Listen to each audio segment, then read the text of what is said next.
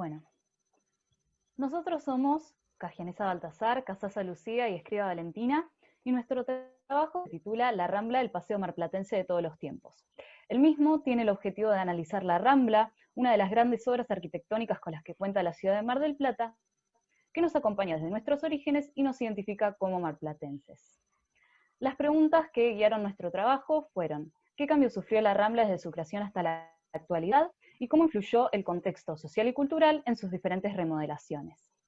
Las fuentes analizadas fueron el libro Centenario de la Capital, una recopilación de artículos periodísticos del diario La Capital desde el año 1905 hasta el 2005, el libro La Crisis Argentina, una mirada del siglo XX, información extraída del diario La Capital y La Nación en sus versiones digitales, imágenes extraídas del sitio de Facebook Fotos Viejas de Mar del Plata, y una entrevista realizada a Costanza Dieci, restauradora de bienes culturales, acerca de las diferentes ramblas con las que contó la ciudad de Mar del Plata. Bien, para comenzar debemos decir que la ciudad de Mar del Plata se ha caracterizado a lo largo de los años por ser uno de los principales centros turísticos de la Argentina. Nosotros nos preguntamos cuándo comenzó esta tradición de vacacionar en Mar del Plata y nos encontramos con que todo se remonta a la llegada del ferrocarril a la ciudad. Con la llegada del ferrocarril, la ciudad pasa de ser un centro productor a ser un centro turístico. La primera temporada comienza en diciembre de 1886, recibiendo aproximadamente 1.400 veraneantes. Dichos veraneantes provenían principalmente de la ciudad de Buenos Aires y pertenecían a una élite de un gran poder adquisitivo. Esto se puede ver reflejado tanto en la arquitectura marplatense como en la arquitectura de las Ramblas. Cabe destacar que cada una de las Ramblas perteneció a un momento histórico diferente y esto se puede ver reflejado en su arquitectura. Bien, la construcción de las Ramblas ha ido cambiando notablemente lo que es el paisaje costero. Hacia 1888, la gran cantidad de casillas que se encontraban sobre la playa de Bristol comenzaron a unirse mediante una especie de plataforma cubierta por toldos, dando así inicio a la primera rambla de madera con la que contó la ciudad. El paseo poseía 3 metros de ancho y estaba apoyado directamente sobre la arena. Esta rambla no duró demasiado tiempo, ya que 2 años más tarde, en 1890, una fuerte sudestada invade las costas, arrasando con lo que es la rambla primitiva. Es entonces cuando el doctor Carlos Pellegrini ordena construir una nueva rambla en el mismo sitio, pero esta vez elevada por una especie de pilotes para que no estuviera apoyada sobre la arena. El paseo poseía 12 metros de ancho y albergaba una gran cantidad de bares y restaurantes, lo que le hacían un paseo obligado. También fue conocida como Rambla Pellegrini. El 8 de noviembre de 1905, esta rambla sufre un incendio, que si bien no deja víctimas fatales, da fin a su existencia. Es entonces cuando se pone manos a la obra y se logra construir una rambla provisoria para recibir a los veraneantes de 1906. Continuamos ahora con lo que es la Rambla Bristol. Bueno, el 4 de marzo de 1888 fue que se sancionó la ley y el proyecto para la edificación de la Rambla Bristol. Esta se terminó de inaugurar el 19 de enero de 1913. Algunas de las características más llamativas con las que cuenta esta rambla son los macetones, las almohadillas y las estatuas greco-romanas. Los turistas de esta década eran pertenecientes a una élite que debido a la Primera Guerra Mundial fue que estas personas se vieron obligadas a vacacionar dentro del país y no en Europa. Fue por eso que Mar del Plata empieza a tomar un estilo más europeo. Por otra parte, Constancia Dieci nos contó que las primeras ramblas no tenían monumentos y fue por eso que entre 1903 y 1909 se empiezan a traer piezas escultóricas de Europa hacia Mar del Plata. Esta rambla, sin embargo, se mantuvo durante casi 3 décadas hasta que el gobernador Fresco ordenó la demolición de la rambla debido al deterioro que ocasionaba el mar en ella. Hoy en día, con lo que se cuenta de la rambla son los faroles que se pueden ver en la Plaza Mitre y los macetones que se pueden ver en las 7 plazas fundacionales de Mar del Plata. Por último, vamos a hablar sobre la rambla actual. Con la llegada del presidente Juan Domingo Perón fue que el turismo cambia por completo, pasó de ser una élite de altos ingresos a obreros de clase media. Bueno, esta rambla se terminó de inaugurar a fines de 1930, cuando el arquitecto Alejandro Bustillo pidió que esta rambla se acoplara a 2 edificaciones hechas por él, que eran el Hotel Provincial y el Casino Central. En esos mismos años fue también que se incorpora el monumento a los lobos marinos, y esta rambla fue declarada Patrimonio Histórico Nacional en 1999 con el monumento a los lobos marinos. Bien, Adiucci nos dijo que no sabe cuándo se colocaron los lobos exactamente. Pudo haber sido entre 1942 y 1943, pero no habían pruebas sobre eso. La obra de los lobos se le atribuye a José Fioravanti, aunque también se dice que un inmigrante eslavo llamado Gruden fue el que los pudo haber, digamos, creado. Es más, Constanza nos contó que habían encontrado, creo que este verano, si no me equivoco, unos negativos de Gruden esculpiendo el lobo marino.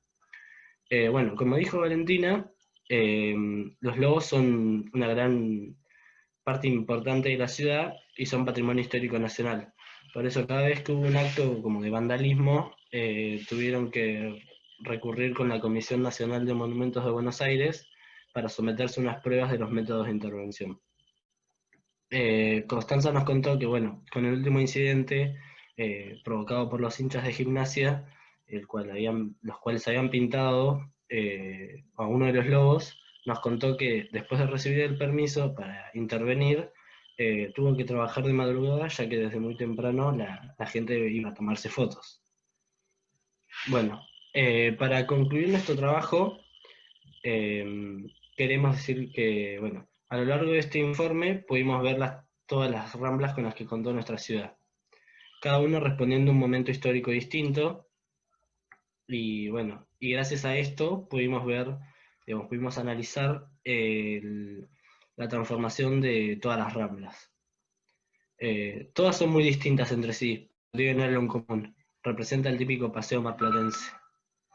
La entrevista con Constanza fue de gran ayuda, ya que nos permitió ver la Rambla desde un lado más emotivo, más personal. Aportó mucho a este trabajo. Y bueno, para nosotros hacer este informe realmente fue algo fantástico, ya que aprendimos mucho más de la Rambla y pudimos tomarle como un poco de cariño, volverlo algo más personal.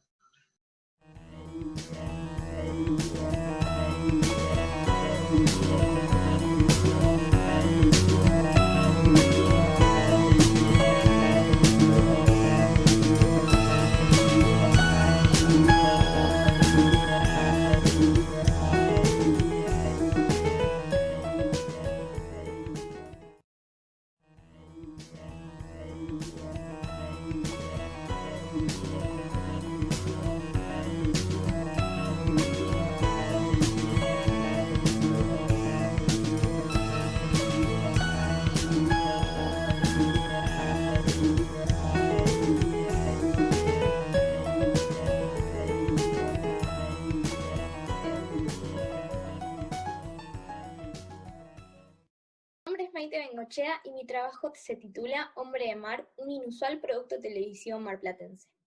Hombre de Mar fue una telenovela argentina protagonizada por Viviana Sacone, Gabriel Corrado, y su antagonista fue interpretado por Roberto de la Peña.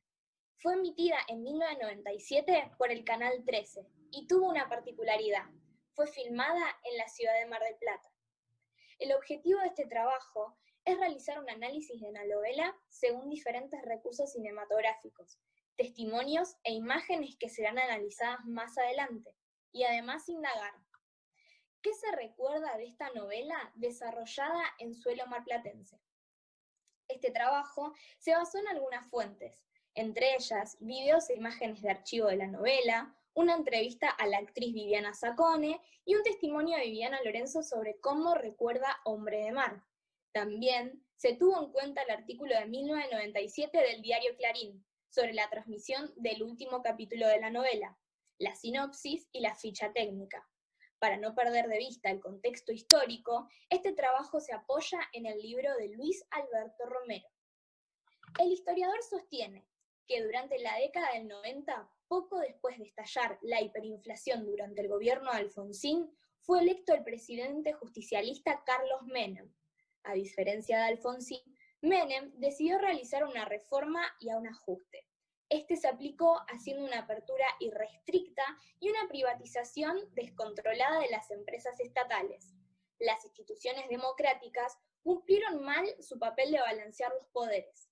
En Mar del Plata, tenía lugar un gran conflicto de intereses relacionado con un nuevo intento de privatización del puerto marplatense. Los vecinos de la ciudad denunciaron el gran abandono de las actividades económicas, mientras que el Estado, que había descuidado sus obligaciones básicas, aducía que en esas condiciones el puerto marplatense no era rentable. Luego, varias empresas como YPF, ICF, Aerolíneas y Ferrocarriles terminarían privatizadas de forma extremadamente precaria.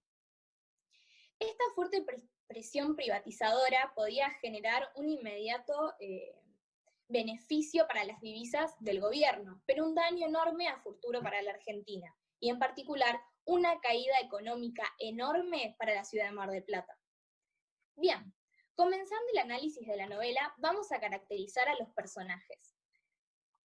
El más importante, Fernando, interpretado por Gabriel Corrado, que fue recogido por una familia de pescadores en Banquina, que él luego aprendería este empleo. Y Florencia, interpretada por Viviana Sacone. Ella era hija única de un importante industrial y novia oficial del heredero de los grandes negocios pesqueros, mejor conocido como Darío, como decía una publicidad de la época. Por eso, los mundos tan separados comenzarán a unirse por un secreto muy bien guardado que sale a la luz. Durante una entrevista con Viviana Sacone que se realizó por un vivo de Instagram, con la compañía de Andrea Garmendia, comentó algunos detalles sobre la novela. Varias personas que estuvieron en el stream pudieron también realizar preguntas. La actriz nos respondió: es una novela que dirigía Diana Álvarez, la querida Diana Álvarez, y con Gabriel Corrado. Hermosa novela de hace ya unos cuantos años. Según su testimonio, se entiende que los participantes de Hombre de Mar fueron a hospedarse a la ciudad de Mar del Plata durante 6 meses, en el invierno, viviendo una realidad de la ciudad completamente diferente a los que la conocen durante la temporada de verano. La novela mostró paisajes de Mar del Plata que no se habían visto anteriormente en otras novelas. Mucha gente la recuerda por este mismo hecho. Llegué a la conclusión de que no muchos tienen memoria sobre la historia, la trama, el conflicto, el final, sino que todos la recuerdan por los paisajes y lo innovador que fue mostrar una ciudad diferente en televisión nacional. A pesar de que tuvo más éxito en Rumania, en Rusia y en Italia, la telenovela fue muy influyente entre los marplatenses. Durante el rodaje, la directora Diana Álvarez utilizó muchos recursos cinematográficos. Pese a que ya existían equipos para hacer filmaciones digitales, esta novela está grabada de forma digital, pero sobre cinta, es decir, VHS. Entonces, encontrar capítulos de la misma es muy difícil por este mismo motivo. Se utilizaron varios lugares para filmar, entre ellos el puerto de Mar del Plata, ubicado al sur de Cabo Corrientes, y algunas viviendas, como lo son Alem al 2663, cual era la casa de Viviana Sacone, o sea, Florencia, Lisandro de la Torre y El Cano, el cual era el interior de la casa de Fernando, y el balneario Cero. Ahí se encontraba la casa y el exterior de la casa de Fernando. Uno de los recursos que utilizó para grabar fue grabar en diferentes locaciones, realizar cortes y luego ensamblarlo. ¿Para qué sirve esto? Este recurso se utiliza para poder mostrar cosas que realmente no están, pero sí quieren mostrar en la escena. Un ejemplo es que la casa del balneario Cero era el exterior de la casa de Fernando, cuando el interior era la casa de Lisandro de la Torre y El Cano. Los paisajes portuarios de Mar del Plata resaltan más que nunca por una regla conocida como fuga. Esta nos ayuda a dar profundidad a la imagen a través de líneas reales o imaginarias que convergen en un punto infinito y se utiliza para realizar énfasis en algo. Se utilizó en una de las últimas escenas donde la pareja se encuentra en la base y al final del triángulo se observa el final del muelle. Muchísima gente los rodea y los acompaña, pero gracias a la regla de tercios se los puede observar en el medio, demostrando la importancia de estos personajes. Es una forma de composición para ordenar objetos dentro de una imagen, dividiéndola en 9. Es utilizada para guiar el ojo del espectador al punto de mayor interés, que en este caso sería dentro de los 4 puntos rojos. Para darle un cierre a este trabajo hay que observar y presenciar el buen recuerdo que tiene la gente y los personajes a pesar de no ser muy conocida. No sería la primera vez que una historia regional tenga ese reconocimiento, pero a la vez no se sepa mucho. Un ejemplo de esto es la película Campo de Sangre, dirigida por Gabriel Arbós. Fue una película pampeana que en su región tuvo muchísimo éxito, pero en el resto de las provincias ni siquiera fue emitida. A lo que me refiero es que muchas veces el reconocimiento de una novela o película varía según la región del país. Algo parecido sucedía en la ciudad de Mar del Plata. Según el testimonio de Viviana Lorenzo, una mujer que vio la novela completa en su momento, los marplatenses la recuerdan con mucho amor. Es una novela que veíamos juntos con tu papá. Vimos hasta el último capítulo y a veces nos cargábamos con diferentes diálogos.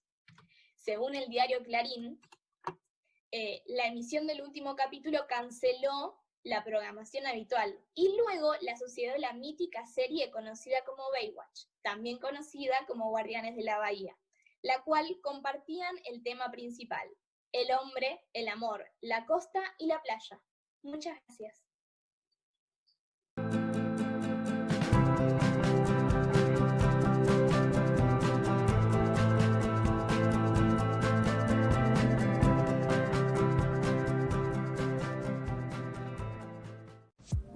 Instituto Saturnino Unzué, de orfanato a centro cultural. La mayoría de nosotros ha ido alguna vez al espacio Unzué, un centro recreativo abierto a toda la comunidad, donde se realizan diferentes actividades para la familia que son totalmente gratuitas. Lo que muchos no saben es que no siempre tuvo la misma función. Fue construido como un asilo para niñas huérfanas o en situación de pobreza en 1912. Si te gustaría saber más de este orfanato, sus inicios y cómo era vivir en él, en nuestro trabajo te lo contamos. Es un trabajo realizado por Mariscal, Matei y Mena, alumnas de 6º año del Instituto Jesús Obrero. Nosotras ya nos sumamos al Congreso.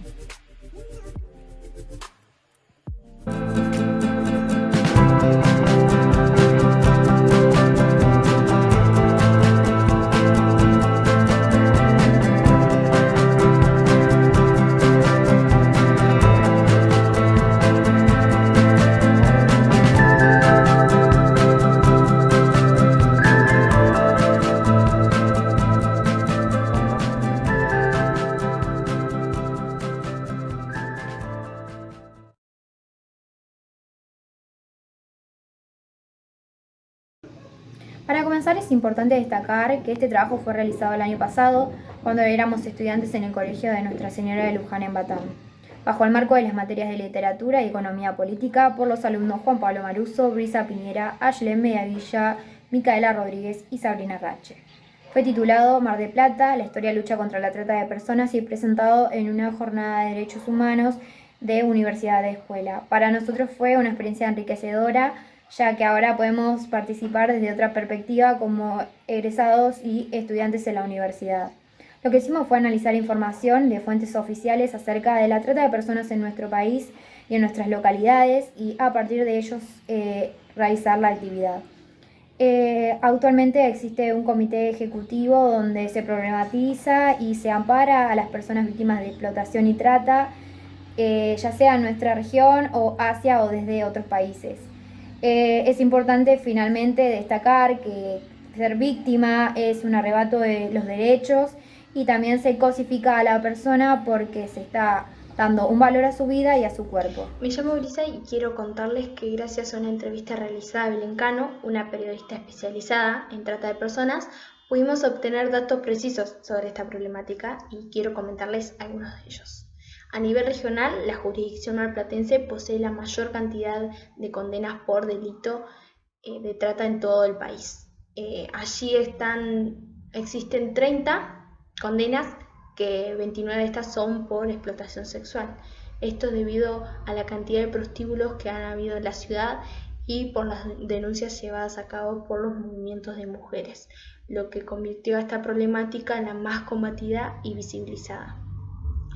Una pionera que en esta lucha fue Susana Trimarco, madre de Marita Verón, desaparecida en 2002 y víctima de red de trata.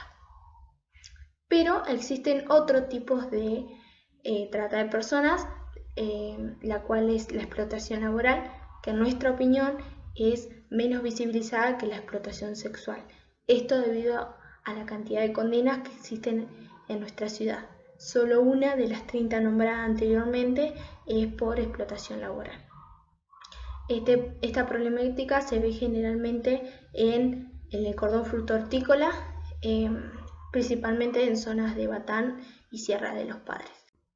Pero por lejanía respecto a la ciudad de Mar del Plata y al estar naturalizada por los mitos que circulan en torno a la trata, muchas veces no es considerada.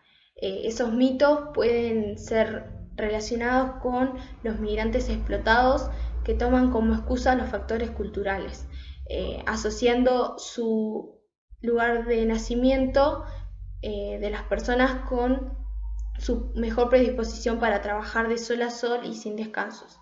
La mayoría de las víctimas son traídas de otros países y provincias hacia Mar del Plata. Sus perfiles son caracterizados por ser de género femenino, variando sus edades de 12 a 40 años, y su nacionalidad puede ser boliviana, argentina, china, dominicana o paraguaya. A continuación, mi compañera les va a hablar más sobre la explotación sexual y la trata de personas. Mi nombre es Ayelami de Villa Hernández y voy a comentar acerca de los prostíbulos de Mar del Plata. Un caso reconocido en la ciudad fue la Casita Azul, un ex prostíbulo que funcionó durante 2 décadas a 2 cuadras de las playas La Perla. El mismo fue desarticulado y expropiado, donde, según la página web de Fiscalías, en un hecho histórico para la Argentina, por primera vez un prostíbulo pasará a la Municipalidad de General Pueyrredón, como parte del proyecto para la creación de la Casa Marplatense de Memoria y Lucha contra la Trata de Personas, un espacio de visibilización, denuncia y prevención del delito.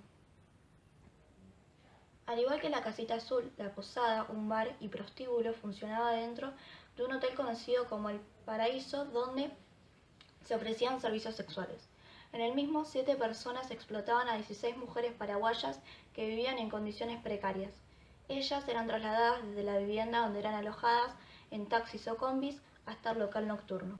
Modaos, un prostíbulo VIP de Mar del Plata, funcionaba dentro de un hotel de 5 estrellas. Bajo la fachada de un bar operaba una organización dedicada a la trata de personas con fines de explotación sexual. Las mujeres, generalmente en situaciones de vulnerabilidad, eran entrevistadas y admitidas para prostituirlas bajo el control de explotadores proxenetas. La Mesa Interinstitucional de la Lucha contra la Trata de Personas cumple un rol fundamental, ya que visibiliza la situación de mujeres prostituidas como víctimas y no como delincuentes, además de brindar contención y asistencia eficaz a las mismas. Es de suma relevancia destacar el rol que cumplen los ciudadanos al denunciar posibles establecimientos donde se cometa el delito de trata. Dicha denuncia se puede realizar llamando a la línea 145, la cual es nacional, gratuita y anónima, mientras que a nivel local es posible recurrir a una denuncia presencial acercándose al Ministerio Público Fiscal. Hola, me presento, soy Micaela Rodríguez y voy a hablar sobre una noticia relevante donde el movimiento de feministas radicales de Mar del Plata, por sus siglas en RADFEM, MDP, vía Instagram elaboró una carta abierta donde se plantea que debido a la actual pandemia de COVID-19 es imprescindible que, entre las medidas de prevención, se tengan especialmente en cuenta a las olvidadas de siempre, las mujeres, travestis, trans en situación de prostitución, a las sobrevivientes de prostitución y trata, lo cual también asegurar recursos económicos, alimentarios, habitacionales y suficientes para todas ellas, y no las hay. Por otro lado, podemos afirmar que la trata de personas es una privación de la libertad, una forma de esclavizar a un ser humano con finalidad sexual o laboral, mediante secuestros, engaños y violencia.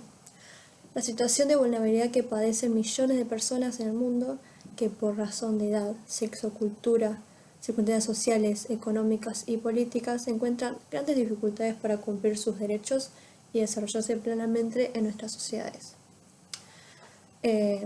También es compromiso de toda sociedad conocer y difundir este tema, de el hablar sobre la trata de personas, de no dejar de invisibilizar a las víctimas, que sean visibles, que deje de ser una estadística, que el Estado también se haga cargo y además la sociedad, y que se fortalezca la lucha contra esto. Finalmente, queríamos agradecer al Congreso por la posibilidad de brindar un espacio de socialización de trabajos de jóvenes investigadores y que nos da la posibilidad de volver otra vez a conectarnos después de un año. Así que muchísimas gracias y saludos a todos desde nuestras casas.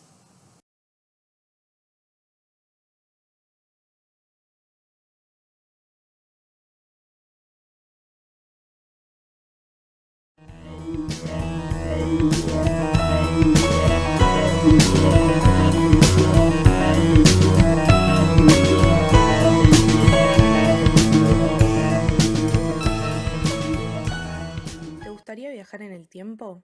Y si te llevo a conocer o quizás recordar los gloriosos Juegos Panamericanos de 1995, acompáñame en este Congreso de Historia Regional para aprender y revivir los sucesos más importantes de los Juegos Panamericanos en Mar del Plata. Contamos en primera persona el testimonio de la patinadora Nora Alicia Vega, quien fue la encargada de encender el pebetero en la jornada inaugural. Esta marplatense marcó la memoria de muchos. Logró 6 campeonatos panamericanos, 5 campeonatos mundiales y 10 campeonatos sudamericanos. No es para menos, ¿no? Su historia, anécdotas y mucho más en el Congreso de Historia Regional Héctor Jara, Instituto Jesús Obrero. Nosotros nos sumamos al Congreso.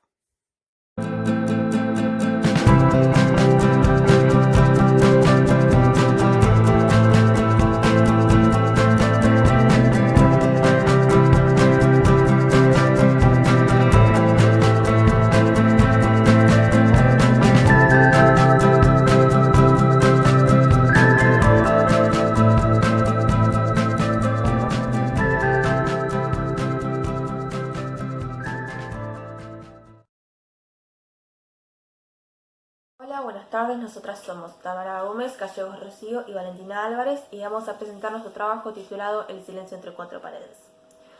El 24 de marzo de 1976, las Fuerzas Armadas derrocaron al gobierno constitucional de María Estela Martínez de Perón. Se adueñaron del poder en Argentina por medio de un golpe de Estado. El régimen militar que se autodenominó Proceso de Reorganización Nacional, en donde desaparecieron miles de personas de todas las edades y condiciones sociales.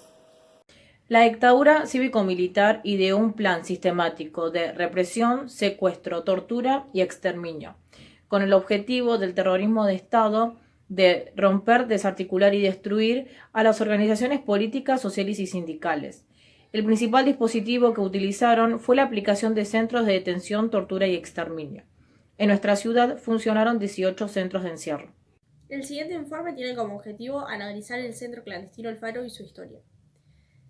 Las fuentes que utilizamos para hacer este trabajo fueron entrevistas, libros digitales, entre los cuales se destacan el informe de la Comisión Nacional sobre la Desaparición de Personas, más conocido como el libro Nunca Más, y el libro de Carlos Bossi, Luna Roja, desaparecidos en las playas marplatenses. Las preguntas que guiaron este trabajo fueron cómo era el centro de encierro y qué torturas le realizaban a los detenidos. Y elegimos este tema porque con el profesor Pablo Merara del Instituto Jesús Obrero lo vimos el año pasado y nos pareció de suma importancia. A continuación comenzaremos recordando la terrorífica época que sufrió Mar del Plata. Los centros clandestinos de detención, tortura y exterminio fueron utilizados por las Fuerzas Armadas de manera ilegal para el alojamiento de personas privadas de su libertad. Cabe destacar que los detenidos, tanto hombres como mujeres, eran sometidos a condiciones extremas de torturas físicas, psicológicas, falta de alimentación, de higiene y malos tratos. Estos centros de encierro solo fueron secretos e ilegales para la opinión pública, como también para los familiares y las personas cercanas de las víctimas. Las autoridades del momento negaban cualquier tipo de información del lugar en donde se encontraban los secuestrados. La captura comenzaba con el ingreso de las víctimas a estos lugares de terror. Estos eran espacios donde no se tenía ningún tipo de contacto con el exterior.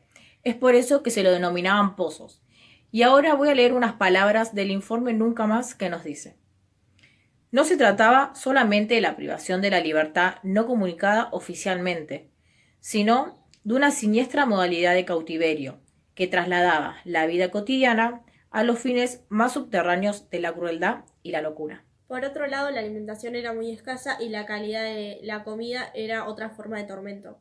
Había días que los detenidos comían dos veces por día, o había días que ni siquiera alcanzaban las raciones para todos. Si vos querías compartir tu plato de comida, eras castigado. Ellos nos cuentan que la solidaridad estaba prohibida y el momento de alimentarse era esperado con ansias, no solo para comer, sino porque podías ver la persona que estaba a tu lado. Pero también si te levantabas la capucha, eras castigado. Durante el tiempo de detención las condiciones fueron desastrosas. Los secuestrados permanecían sobre colchonetas sucias llenas de sangre, orina, vómitos y transpiración. La deseo empeoraba con el hacinamiento de personas dentro de los establecimientos. Los detenidos debían pedir permiso a los guardias para poder ir al baño. Eran llevados a grupos en forma de trencito, agarrados de los hombros o de la cintura de adelante, ya que no se les retiraba la capucha. Tanto hombres como mujeres debían hacer sus necesidades y bañarse frente a los carceleros y se bañaban encapuchados. La Comisión de Derechos Humanos nos dice que había casos que se les obligaba a las mujeres a limpiar los baños de los hombres y a ellas se las rociaba con insecticidas. Estos centros clandestinos de detención fueron espacios de tortura, con un personal especializado y ámbitos acondicionados. Las primeras sesiones de tortura tenían como objeto el hablante del recién llegado. Ya una vez que se veía que las víctimas tenían información necesaria para dar, se lo pasaba a una segunda sesión de torturas muchísimo más fuertes. Testimonio de Norberto Liuski. Un día, no sé bien cuándo, me llevaron a quirófano. Como todos los días, después de atarme, empezaron a retorcerme los testículos. No sé si era manualmente o por medio de algún aparato. Nunca sentí dolor semejante. Además los torturaban con la picana eléctrica. Se los aplicaban en las encías, tetillas, genitales, abdomen y oídos. Otra tortura que realizaban era el apaleamiento sistemático con varillas de madera, en espalda, glúteos, planta de los pies y pantorrillas. Además los quemaban con algún instrumento metálico. La Comisión de Derechos Humanos aclara que después de 1977 no tuvieron que realizar más tareas de inteligencia, ya que detenían únicamente a las personas nombradas en las sesiones de tortura. Centrándonos en Mar del Plata, en la zona de Punta Mogotes, se hallaba la Escuela de Suboficiales de Infantería de Marina, ESIM, más conocido como El Faro. Hoy en día la estructura está pintada por 3 bandas horizontales rojas y blancas y tiene una altura de 35,5 metros. Pero eso no es todo, sino que allí se asignó otros centros clandestinos de detención que funcionó en 2 edificios del predio. El primero es la Sala de Comunicaciones, que es un chalet ubicado a pocos metros del faro, y el segundo es un espacio subterráneo cercano a los terrenos de donde hoy en día se conoce el famoso oceanario llamado Acuario. Ambos establecimientos fueron reconocidos por sobrevivientes durante el control de la CONADEP, Comisión Nacional de Desaparición de Personas, en 1984. Estas personas han visitado varias veces la ex-ESIM y conocen en detalle el lugar donde pasaron los peores días de su vida. En el predio de ESIM se encuentra el chalet que está ubicado dentro del faro. Por desgracia sufrió modificaciones. Una parte fue cedida en los 90 en una empresa privada que construyó el Acuario, un oceanario que sepultó parte del viejo centro de detención y una invalorable fuente de pruebas. Además, allí se encuentra una celda que es una réplica a la escala real de una prisión de aislamiento con dimensiones de 2 metros de cada lado y en su interior objetos propios de los detenidos. Para darle un cierre al tema, explicaremos por qué nuestro trabajo se titula El silencio entre 4 paredes. Y esto es porque nos imaginamos a las 3 solas, sin luz, sin poder comer ni tomar nada, sin poder pedir ayuda, sin familiares ni amigos. Y fue una situación verdaderamente fea la que nos imaginamos.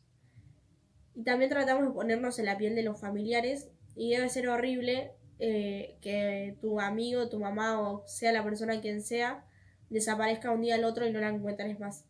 Y con estas palabras damos por terminado el trabajo. Gracias por escucharnos.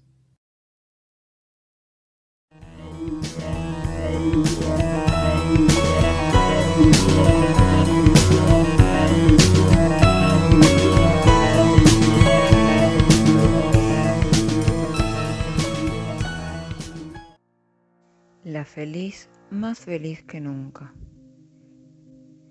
Situémonos en la década del 80, recibiendo la noticia del fin de la dictadura militar y la tan esperada vuelta a la democracia. Siendo libres nuevamente, decidimos viajar hacia Mar del Plata, debido a que es considerada una de las ciudades turísticas más importantes del país. Ocurrieron muchas cosas y situaciones que afectaron, ya sea para bien o para mal, el aspecto turístico de esta ciudad balnearia, ya sea el miedo, la pobreza o hasta una crisis económica. Pero, sin embargo, en esta época logró llegar a su pico más importante en toda su historia. Por eso nos preguntamos, ¿qué podemos encontrar en La Feliz en esta época? ¿Por qué en esta ciudad es tan reconocida turísticamente? ¿Y por qué vacacionar allí? Acompáñenos a averiguar el porqué de la caída del turismo en la ciudad a través de medidas políticas y sociales, además de responder otras preguntas en el proceso. Nosotros elegimos incorporarnos al Congreso y te esperamos a vos también. Los autores somos de la promoción 2020 del Instituto Jesús Obrero.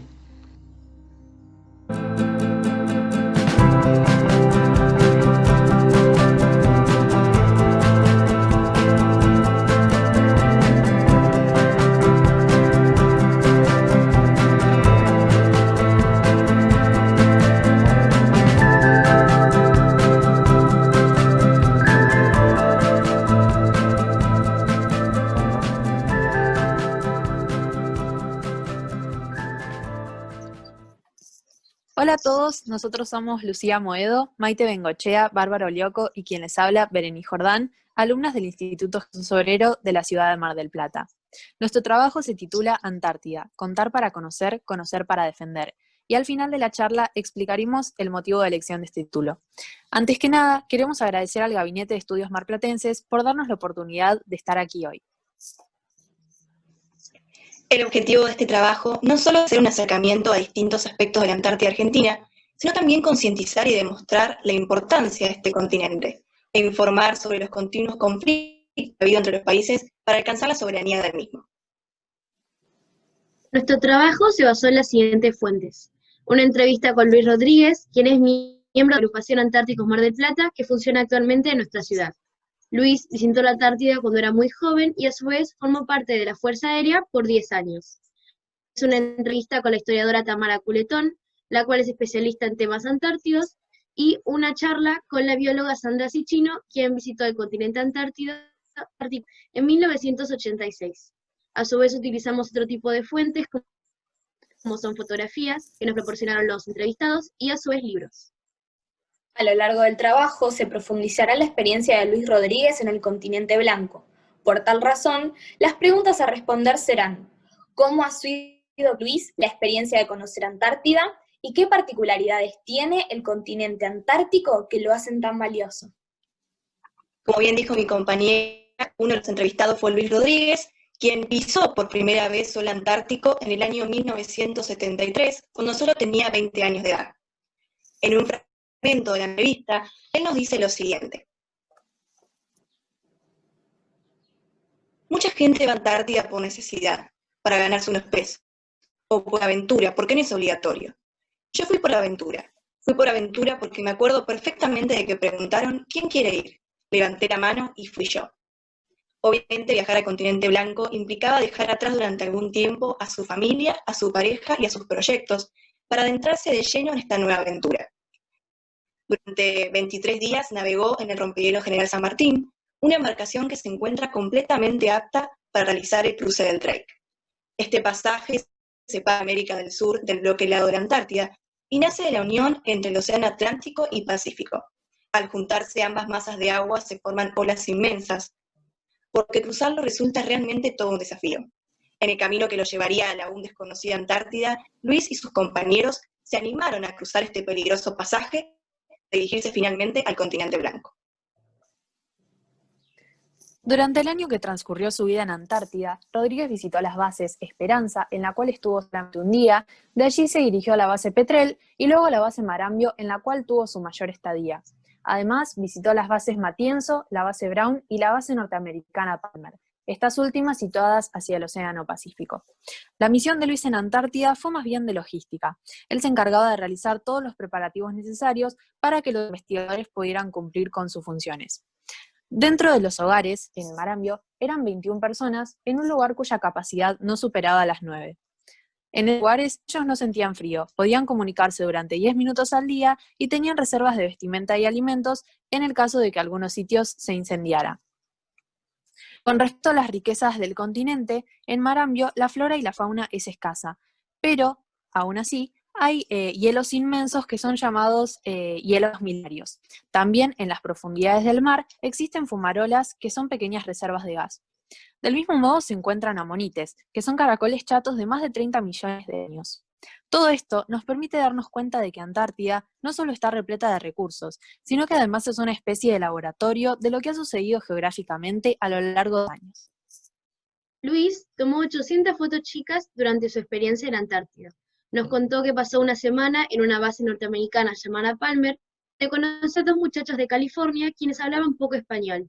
Sin embargo, le regalaron 6 rollos de 36 fotos cada una, lo que le permitieron tomar más fotos de las que pensaba en un principio. Gracias a esta pasión por la fotografía, Luis tiene recuerdos y tiene guardadas en imágenes algunos de estos momentos que vivió en Antártida. Debemos aclarar que al final de nuestro trabajo también agregamos un apéndice fotográfico mostrando algunas de estas imágenes. Analizando lo valioso del territorio antártico, la bióloga marplatense Sandra Cichino contó su experiencia en la Antártida, acompañada por un grupo de estudiantes y profesionales. También fueron miembros del ejército, quienes le daban el apoyo logístico y les brindaban alimentos y suministros de agua. Todo esto en la base Primavera. En su grupo fueron exclusivamente a hacer censos de aves marinas, como gaviotas, cormoranes, pingüinos, etc. Debía haber muy pocos humanos para evitar un impacto negativo en este lugar, y por ende, para que se destruyera este hábitat tan virgen. Luis y Sandra expresaron su experiencia como argentinos visitando Antártida. Sin embargo, es necesario hablar de la historia de nuestro país en base al ejercicio de la soberanía en este territorio y cuál es la situación que se da actualmente. Tuvimos una entrevista con la historiadora Tamara Coletón, la cual nos comentó que actualmente el continente antártico se encuentra regido por el Tratado Antártico, el cual establece a esta región como una de paz y cooperación entre los países y a su vez aborda los distintos tipos respecto a la soberanía. Hay distintas formas de reclamar la soberanía, distintas causas, como son antecedentes históricos o, en el caso de Argentina, una clara relación geográfica. Sin embargo, ¿son todos estos argumentos actualmente suficientes para seguir reclamando una soberanía en el territorio? Durante la experiencia del Año Geofísico Internacional, que se dio entre 1957 y 1958, Antártida pasó a ser oficialmente un continente internacional en el cual tienen lugar la cooperación y la participación pacífica entre los países. Sin embargo, alrededor de estos reclamos de soberanía, el ambiente no era tan inocente como uno podría pensar, ya que hasta 1939 y durante 20 años hubo muchos enfrentamientos armados. Desde el campo de la historia se está empezando tratar de quitar esa mirada inocente a la Antártida y romper con las etiquetas de que solo es un espacio para la paz, la ciencia y la coexistencia pacífica. Se quiere demostrar que esto sucedió realmente y que es un hecho, que en un momento determinado hubieron tensiones entre los países alrededor de la Antártida. En el caso específico de la Argentina, estos enfrentamientos se dieron más que nada contra los ingleses, como en un hecho conocido como incidente en la Bahía Esperanza, que nosotras describimos en nuestro... Podríamos decir que el Tratado Antártico llegó en el momento justo para frenar este tipo de conflictos, ya que, bueno, en aquel momento este continente era el único que quedaba y había muchos países que tenían intereses sobre él. Argentina, en realidad, es uno de los primeros países que ocupa Antártida como nación, y es el país que más permanencia ininterrumpida tiene en el continente. A fines de la década de los 40, se desarrolla un proyecto que va a dar como resultado la fundación de la base Esperanza, cuyo principal objetivo era colonizar la Antártida. Posteriormente, otros países intentaron ejercer soberanía, pero su principal obstáculo fue el Tratado Antártico, ya que este considera que la Antártida es una especie de gran laboratorio y se intenta preservar lo más que se pueda para la humanidad.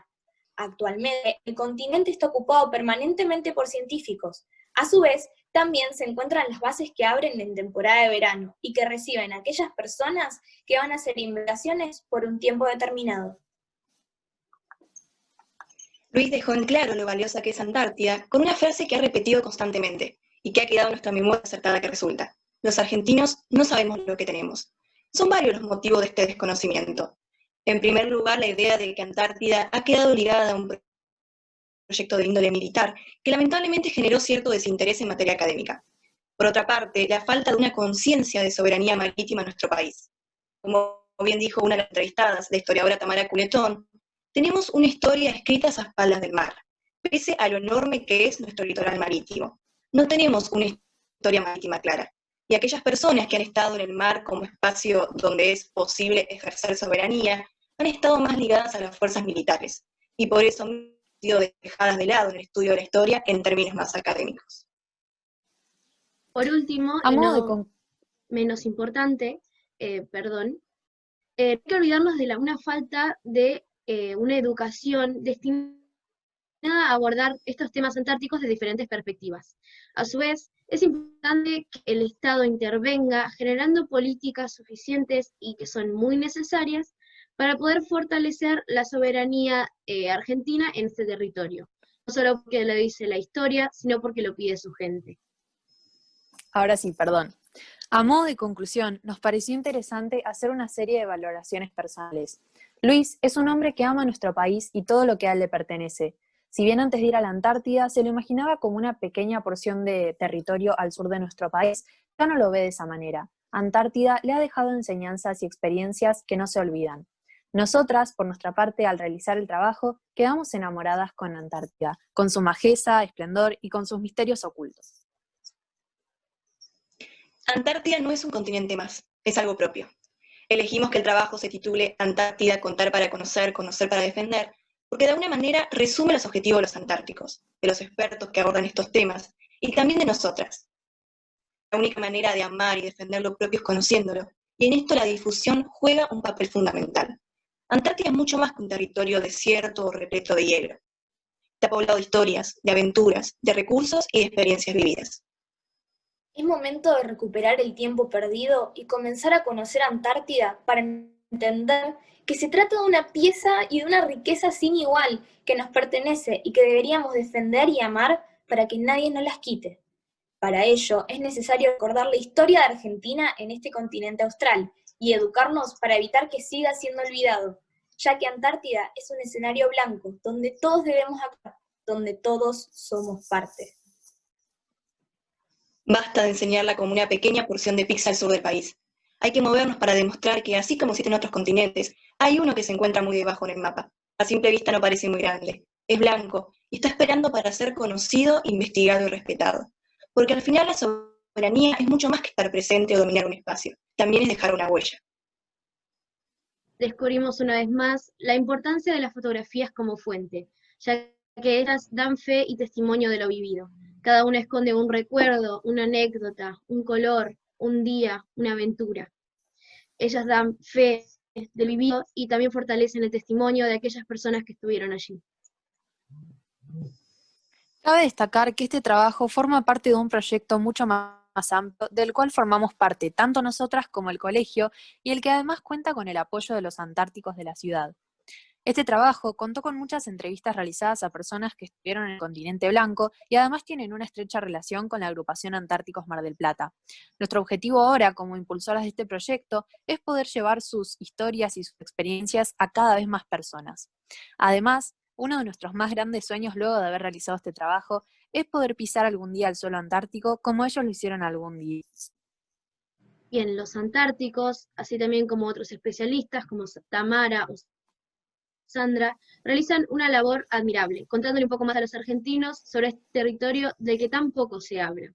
Buscan cambiar una idea errónea y que la Antártida recupere el respeto y el amor que se merece. Nosotras ya empezamos a amarla y esperamos ustedes también.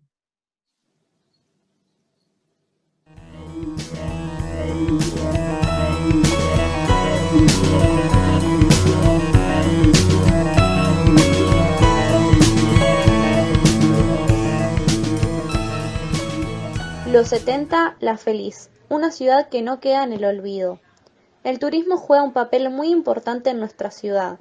Este trabajo se enfoca en descubrir cómo era vivir la época de los 70 en Mar del Plata desde la mirada de 4 entrevistadas.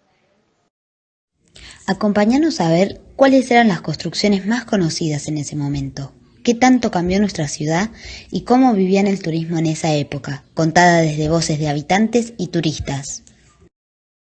La ciudad, conocida como La Feliz, nos mostró y nos sigue mostrando sus hermosos rincones llenos de recuerdos y nuevas cosas por vivir. Este trabajo fue realizado por Isaza Sofía, Merentino Valentina y Pérez Agustina, del Instituto Jesús Obrero, Mar del Plata. Nosotras nos sumamos al Congreso.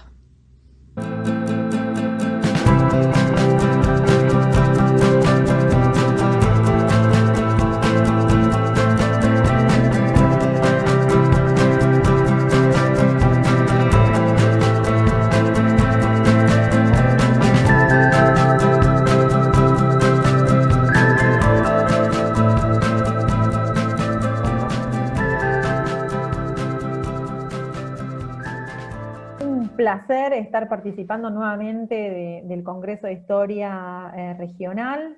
La última vez fue en el año 2018, también compartiendo temas antárticos. Me voy a presentar primero, soy Tamara y soy parte de el proyecto Antártida en el Aula, que depende de la agrupación Antárticos Mar del Plata. Y esta presentación busca justamente rescatar y valorizar el rol que tiene la agrupación como puerta de entrada para la historia antártica argentina, y también destacar este movimiento antártico que se está empezando a consolidar en la ciudad.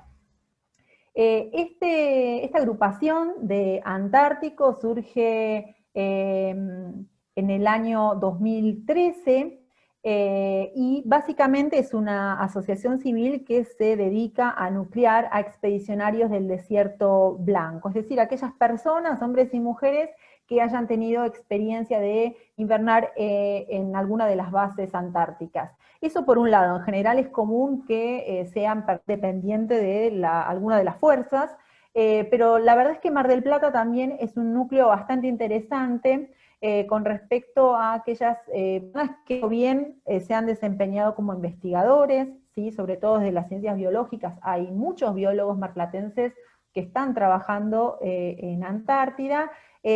También nuestro puerto es uno de los puertos de amarre de un buque turístico, por lo tanto también hay personal, digamos, perteneciente a la Marina Mercante. Por lo tanto, la posibilidad de rastrear temas antárticos en nuestra ciudad es bastante amplio. Volviendo específicamente al rol que tiene la agrupación, funciona básicamente como un espacio de encuentro, de reencuentro para estos antárticos, para compartir sus historias, y también tiene un importante rol como agente de difusión, digamos, de estos temas. En general, a lo largo del año se suelen armar diferentes actividades tendientes, bueno, a contar un poco a la sociedad en general marplatense sus experiencias antárticas. Desde el año pasado iniciamos un proyecto un poco más sólido y a largo plazo, en donde pudimos experimentar la posibilidad de desarrollar jornadas educativas en algunas instituciones de nuestra ciudad, y de esta manera permitir que los estudiantes de nivel secundario tomen contacto con los testimonios de los antárticos de la ciudad de Mar del Plata. Y otro evento muy importante que esperamos mantener, este año lamentablemente por el contexto no lo pudimos hacer, pero seguramente lo retomaremos, es la celebración del Día de la Confraternidad Antártica, que es el 21 de junio, y lo que hicimos el año pasado fue una jornada especial que se desarrolló en el Shopping Los Gallegos. Eso, en general, digamos, son algunas de las actividades en las que participamos en conjunto, y después está la cita obligada, no solo para los antárticos marplatenses, sino para los antárticos de todo el país, que es el 22 de febrero, es el Día de la Antártida Argentina. ese día Mar del Plata se transforma en el punto de encuentro, como les decía recién, de todos los antárticos de nuestro país, lo que nos permite, por supuesto, tomar contacto con muchas de sus historias. En el caso de los minutos que siguen de esta pequeña exposición, me interesa de alguna manera destacar y la importancia, ¿no?, que tiene de rescatar este patrimonio histórico que está conservado en manos de muchos de los expedicionarios al Desierto Blanco, que nuclea esta agrupación y los que funcionan en el resto de las agrupaciones del país. ¿A qué me refiero con estos patrimonios históricos? Básicamente a sus testimonios, sus experiencias de vida en el continente antártico, y también materiales que, digamos, de alguna manera permiten revisar estudios del pasado de nuestro país en Antártida. En este caso voy a compartir con ustedes una de esas historias que de alguna manera se puede rastrear a partir del relato y la experiencia de vida de don Arpegio Agustín Riera, miembro del Antártico del Plata, quien es suboficial mayor retirado del ejército, mecánico radiotelegrafista, y que fue parte de la dotación 1958 de Esperanza, que es una de las bases de nuestro país. Dos cosas son importantes en la historia de Arpegio. En primer lugar, que fue parte o tuvo su experiencia antártica en un contexto muy particular, y que es el Año Geofísico Internacional, que ahora les voy a contar un poco de qué se trata y es tan importante. Y también porque ese lugar donde está ubicado Base Esperanza, lo tenemos en este sector donde estoy marcando ahora. Es importante, por un lado, porque es patrimonio histórico no solo de nuestro país, sino también del continente, ¿no? Donde hay importantes yacimientos paleontológicos y donde se han realizado numerosas expediciones, forman parte de la historia del continente, forma parte también de la historia, la propia trayectoria histórica de nuestro país. Y lo más importante es que es un territorio que, como van a poder observar en este mapa, está en disputa por Argentina, Chile y el Reino Unido. Les decían que el Año Geofísico Internacional es un hecho bastante importante y que vamos a poder, a partir del relato de Arpegio, podemos lograr una mirada sumamente compleja. La verdad es que dentro de los estudios antárticos no hay demasiados trabajos que hayan fijado la mirada en el Año Geofísico Internacional. Este evento es un evento que es, por un lado, la antesala del Tratado Antártico, que se firma en 1959, y por otro lado es también, de alguna manera, la primera experiencia de cooperación internacional, en un contexto particular. En el caso de Argentina, Argentina llevaba en territorio antártico más, digamos, actualmente lleva más de 100 años, en ese momento tenía ya 50 años, un poco más de experiencia en el continente, y estamos hablando de un contexto de Guerra Fría, ¿sí?, en el que realmente las naciones y las dos potencias enfrentadas en ese momento, Estados Unidos y la Unión Soviética, comienzan a avanzar hacia el Polo Sur. Les decía recién que en general no tenemos la posibilidad de leer demasiado sobre este evento. De hecho, en realidad mis intereses en esta temática nacen a partir de tener contacto con esta experiencia que relata Arpegio.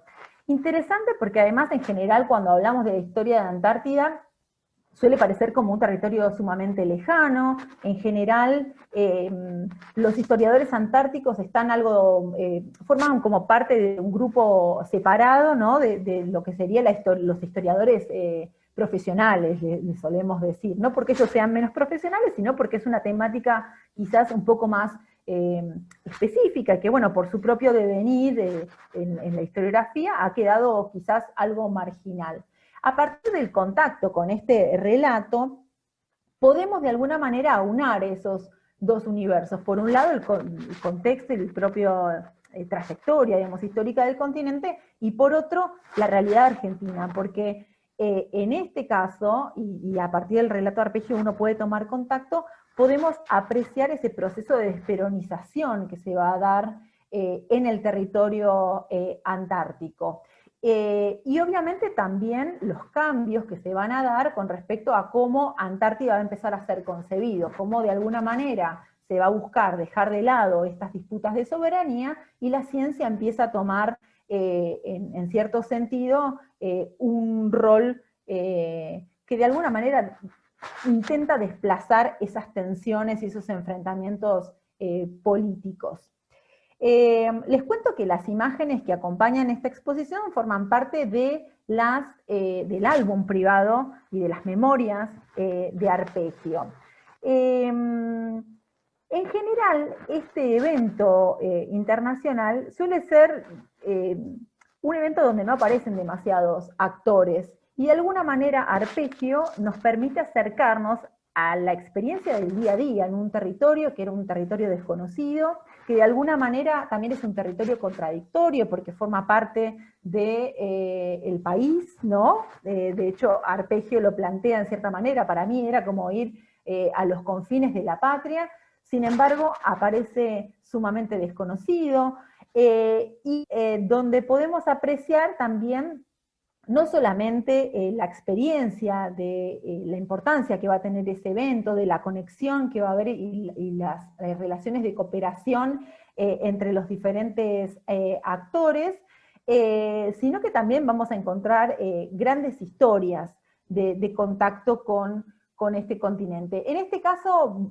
podemos observar en la fotografía de arriba a Arpegio junto a miembros de otras dotaciones, y abajo, bueno, en una escena un poco más doméstica, por decirlo, ¿no? En el interior de una base.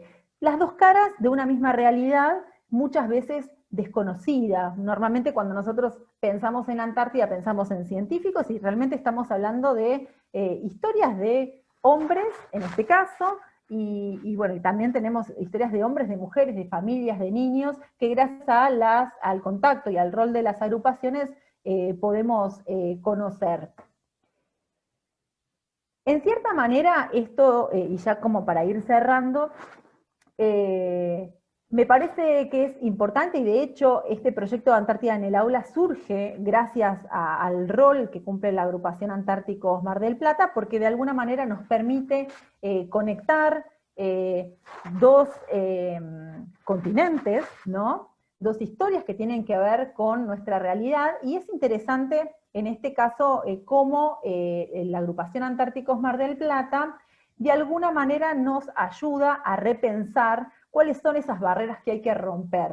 Y me parece importante destacar que este movimiento surja en nuestra ciudad, que es una de las ciudades más importantes costeras, ¿no? Que tiene nuestro país, porque de alguna manera uno de los grandes problemas que tenemos es que en general la historia de nuestro país suele estar escrita sin incorporar el espacio marítimo. Por lo tanto, de alguna manera, gracias a la agrupación Antárticos Mar del Plata y a su labor, logramos pensar en el mar como un espacio y como de alguna manera, como un espacio que nos permite conectarnos con ese continente que resulta tan lejano. La verdad es que el trabajo en estas temáticas tiene un aval en cuanto a la legislación vigente, ¿no? Con respecto a la necesidad y a la obligación de incorporar al mapa bicontinental. Tenemos legislación a nivel provincial que incluso también destacan la importancia de incorporar formación en los docentes, y bueno, y la reciente también legislación de extensión, ¿no? Que plantea la extensión de nuestra plataforma marítima. En este sentido, creo que en Mar del Plata comienza de alguna manera a generarse un movimiento muy en sintonía con esta necesidad de incorporar estos espacios antárticos. La verdad que en estos últimos años los miembros de la agrupación Antárticos Mar del Plata han sido pilares en lo que tiene que ver con estos proyectos que comienzan a llevarse a cabo en nuestra ciudad. en lo que tiene que ver con la posibilidad de hacer presente, ¿no?, a la historia antártica y al continente, básicamente, en diferentes espacios educativos, y en cierta manera el contacto que se genera a partir de la toma, la escucha por parte de los estudiantes de estos relatos permite de alguna manera tomar conciencia, ¿no?, de la importancia de este territorio y a su vez generar conciencia antártica en los estudiantes. Y obviamente es una manera de preservar este patrimonio histórico que es interesante que lo podamos hacer desde nuestra ciudad.